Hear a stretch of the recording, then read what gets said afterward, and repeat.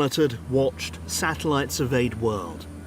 So if there's a domain that can't be watched, where locations and missions remain screened from view, then getting an edge there would really count. Beneath the world's waves, there's one of the quietest arms races there's ever been. Submarines are a familiar concept, out of sight, but post-war able to change the world with nuclear weapons. But it's not just about submarines. We think of drones as airborne, but their use under the surface is growing exponentially. These are gliders. Originally designed for observing vast areas of the ocean, they're now being put to military use. They can be at sea for months on end, their propulsion controlled by water buoyancy. They can provide invaluable underwater intelligence gathering and prevent enemy incursion, particularly when used in a swarm configuration. Imagine 10 or even 50. All major powers are understood to be developing this technology. And as this recent demonstration shows, underwater drones are already in routine use. The Royal Navy has launched a competition for large unmanned drones able to deliver a 2-ton payload. But the world oceans also hide our communication channels, the civilian and military infrastructure that could be vulnerable in conflict. Cornwall. From here, dozens of undersea fibre optic cables like these head out across the globe. They carry telephone calls, but mainly unbelievably large amounts of data, hundreds of terabits a second. They're the bedrock of our modern connected world, but they are at risk. Cable is critical infrastructure, and that cables are absolutely essential to our way of life. Most people think satellites carry all the data, but it's cables. Some 400 around the world, stretching for around 1.5 million kilometres. 40 cables leave the UK, 8 from this beach, Porthcurno, alone. Every time you post to social media, it'll travel through this beach to America and back before you even notice. So I want to find out how vulnerable they are. Could a hostile state attack this network? So undersea cables are no less but no greater target than, for instance, a shipping route, or a road, or a factory, or something like that. So that's why they're important, because they're a piece of infrastructure, and so any piece of infrastructure would be a target. So they're no less but no greater than any other piece of infrastructure.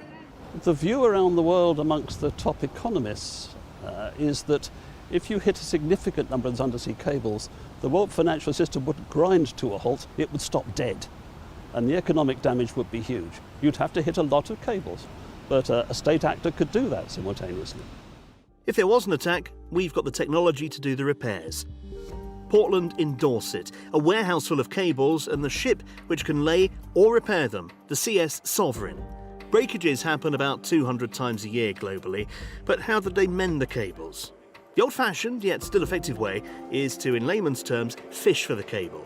Use this exceedingly long rope with one of these, a grapple hook, and bring it to the surface. But as Captain Paul Haynes, ship's master, and also a Royal Navy reservist explains, they have more modern tech too in the shape of a remote submarine. Having ascertained where that fault is, then we can either cut the cable with the ROV, with a cutter, grip it with a hydraulic gripper, and then bring that end of cable to the surface and onto the ship.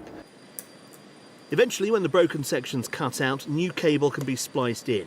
Actually, it has to be microscopically precise. The glass fibres fused together.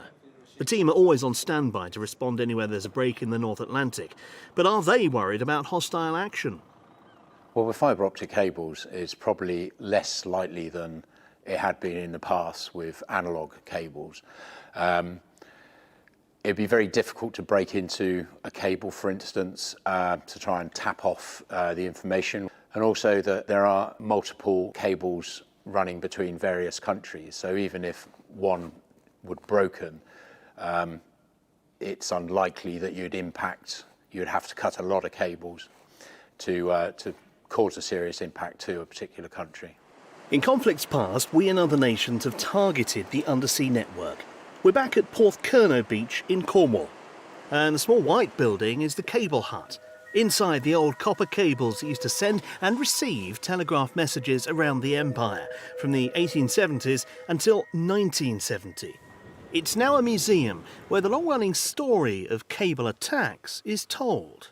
War was declared on the 4th of August 1914. The first act of aggression from the British was to go cutting German telegraph cables. So 5th of August, the cable ship Alert went out into the channel with grapnels and found and cut 5 cables. Cables were then cut near the Azores, which just meant that we had control over all communications going in and out from under the water from Western Europe.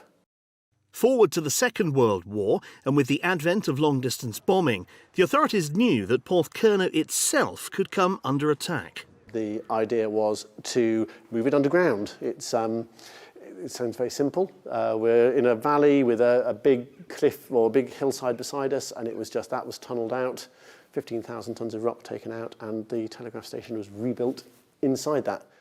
And until the end of the war, the messages were processed underground. The whole area was heavily protected by troops, barbed wire and flamethrowers on the beach, pillboxes all around.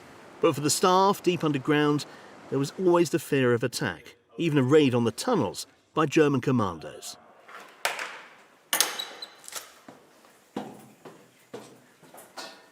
If they had to escape, there was a way.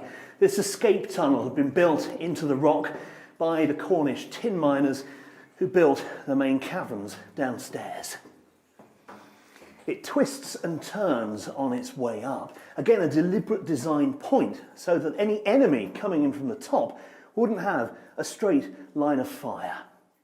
Although the area was bombed many times, the protection measures worked and the telegraph system remained operational throughout the war. But how could we protect the modern fibre optic network? There are some things we could do. For example, in Australia and New Zealand, whereas island states, they particularly depend on fibre optic international cables, they've declared zones around those cables, which are protected zones. And if you want to take a vessel into those, you have to tell the authorities you're going to do that, and they will monitor you. So that's one way. Another way in the deep ocean might well be to put sonar sensing devices onto the cables, so there'd be some warning if a submarine was trying to locate them, for example. There are a number of things we can do in defence, but we don't do them yet. 80% of the world's oceans are unmapped, unobserved and unexplored. A secretive battle space for the military to operate in. And the race is on to utilise it and protect within it the essential communication space it affords us.